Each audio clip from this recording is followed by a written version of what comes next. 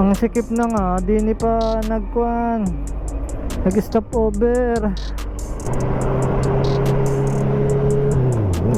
Wow, CB 650 Triumph. Yun.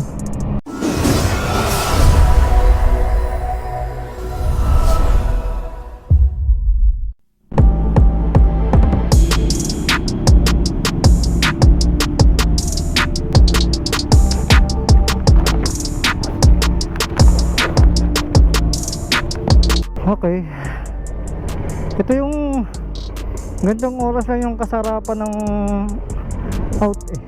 Schedule na 8 to 5, yun yung kasarapan lang ng pasok at labas. Problema, bibihira naman ako mapupunta sa 8 to 5. Ang madalas ay closing, kaya pag nagkakaroon ako ng schedule ng 8 to 5, talagang masaya ako dahil maaga akong nakakauwi. Shit, nakakasulo. Bumili nga pala ako ng camera mount, yung extension na naiikot, na 360 degree siya, naiikot siyang ganun, no? Naipiflip para hindi na ako kalas-kabit. Tiniray ko yung dalawa, itong dati kong mount dito sa may Manobela at saka dito sa bagong ito, yung bago kong bili na extension. Tiniray, kumuha ako ng parehas na clip dito tsaka dito, na yung clip dito, eto lalabas ko. Tapos ito naman yung clip dito sa 360, para akong nakakon dito, para na rin ako naka 360 camera. Kasi pag once na inikot mo, at lalo na itong Hero 7 yung nakakabit, hindi halatang iniikot ko ng mano-mano.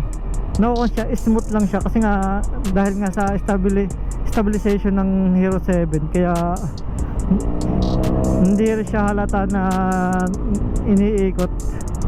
Parang kun lang siya, smooth lang siya iikot. Tapos ipinagkumpara ko yung dalawa dito tsaka ito, so parang mas maganda yung kuha dito sa gitna, naka-center sa akin compare dito. Pero ito hindi ko naman naalisin kasi din yan eh, kumbaga backup ko din, diba?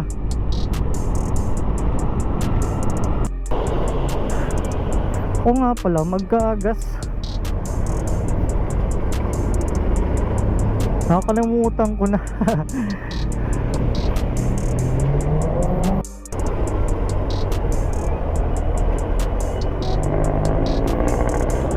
Ang sikip na nga, di ni pa nagkuhan, nag-stop over.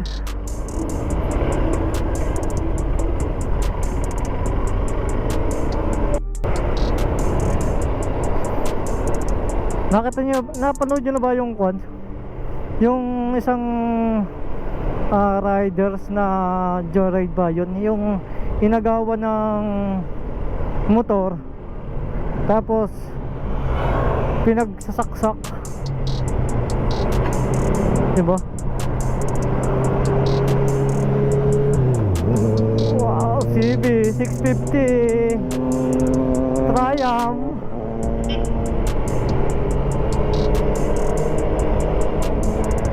Grabe na yung nangyayari ngayon. Puro na lang kaharasan, diba? Sala sa gitgitan. Talagang kailangan ng mag-ingat tayo. Araw pa yung tinira, yung joyride na inagawa ng motor at sinaksak, pinagsasaksak. Buti buti okay na yung rider, wala na sa bingit ng kamatayan, diba? Buti nilang buhay. Dami nangyayari ngayon, ano? Kaliwat kanan. Yun. Meron pa nga yung gitgitan sa traffic, tapos nauuwi sa suntukan. Tapos meron pa din na gitgitan pa rin sa traffic na nauuwi naman sa barilan, diba? Kaya kailangan talaga maging kalmado lang sa daan eh. Although ganoon din naman ako, minsan nainitin din ang ulo ko sa daan. Pero hindi naman tayo hahantong no sa ganong sitwasyon na makikipag-away tayo. Hanggat maaari talaga kung tayo timpi para wala nang gulo. Kasi iba-iba kasi yung isip ng tao, o kasi hindi naman natin makukuha yun, di ba? Pag nata-traffic, di ba, lahat naman talaga pag na-traffic umiinit yung ulo sa traffic, di ba? So yun, siguro nagkakasalubong lang yung kanilang init ng ulo, kaya nahahantong sa ganun, sa away. Pero dapat pagka ganun ang isa, kalmado lang. Hindi pwede parehas mainit ang ulo, kasi walang kahantungan yun. Nagas lang ako dito. 200.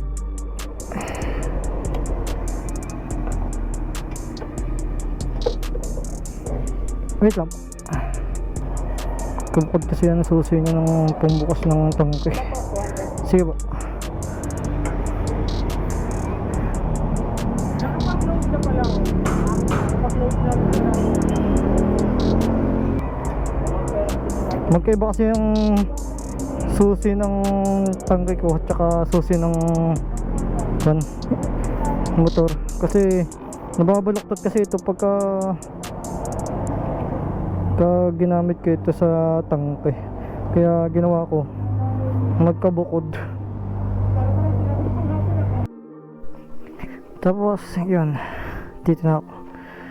Ito yung senyales na ang motor ay change oily na. May nalabas na kanyan motor.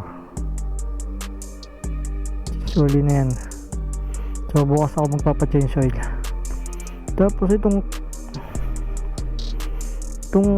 kadena, parang bago pa naman, maganda naman ang higit. Ang problema, parang nagngangalot ng kung ano. Ayos naman, hindi man maluwag ang mga bearing.